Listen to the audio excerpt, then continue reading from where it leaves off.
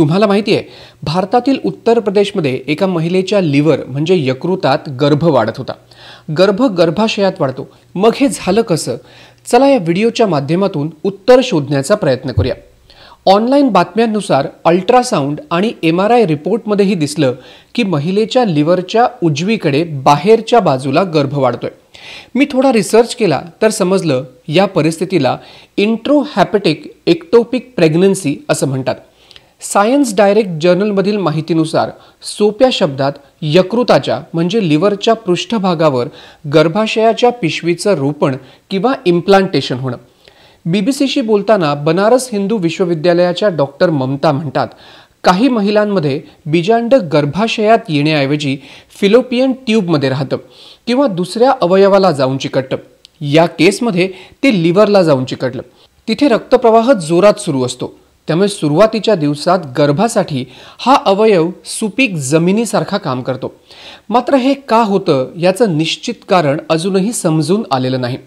पण सायन्स डायरेक्टमध्ये दिलेल्या माहितीनुसार pelvic inflammatory disease, caesarean section, oral contraceptive, intrauterine device किंवा असिस्टेड रिप्रोडक्टिव्ह टेक्निक्सच्या मदतीने गर्भधारणा या मागची काही कारणंही असू शकतात.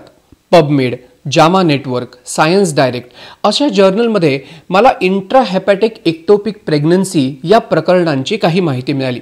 पबमेडमध्ये छापलेल्या माहितीनुसार प्रायमरी हेपॅटिक प्रेग्नन्सी खूप दुर्मिळ आहे. 15,000 इनर युटेरस प्रेग्नन्सीच्या मागे एक प्रकरण हेपॅटिक प्रेग्नन्सीचं आढळून येतं. गेल्या 50 वर्षात फक्त 21 केसेस इंग्लिश लँग्वेज मेडिकल लिटरेचरमध्ये रिपोर्ट करण्यात आल्यात. यातील फक्त 29% पहिल्या तिमाहीच्या पुढे गेल्या. तर जगभरात आत्तापर्यंत 45 केसेस या रिपोर्ट करण्यात आल्यात आणि यातील 3 केसेस या भारतातील आहेत. BBCच्या माहितीनुसार दिल्लीच्या लेडी हार्डिंग मेडिकल कॉलेजमध्ये 2012 साली हे प्रकरण समोर आलं. त्यानंतर दुसरं प्रकरण 2022मध्ये गोव्याच्या मेडिकल कॉलेजमध्ये, तर तिसरं 2023मध्ये पाटण्याच्या एम्स रुग्णालयात समोर आलं होतं. हेपॅटिक प्रेग्नन्सी गर्भधारणेच्या पहिल्या काही महिन्यांमध्ये अजिबात आढळून येत नाही. त्यामुळे डायग्नोसिस हे खूप कठीण होतं आणि उपचारांचे दिवसही निघून जातात. बऱ्याच प्रकरणात लिव्हरला इजा झाल्यानंतर किंवा लिव्हर डॅमेज झाल्यानंतर रुग्ण हॉस्पिटलमध्ये दाखल होतात.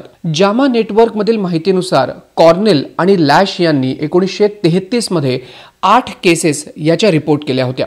हेपॅटिक प्रेग्नन्सीबाबत ऑनलाईन रिसर्च करताना अनेक संशोधनात ॲमेनोरिया म्हणजे पिरियड्स न येणं किंवा पॉझिटिव्ह BHCG ही लक्षणं काही असल्याचं लिहिण्यात आलंय.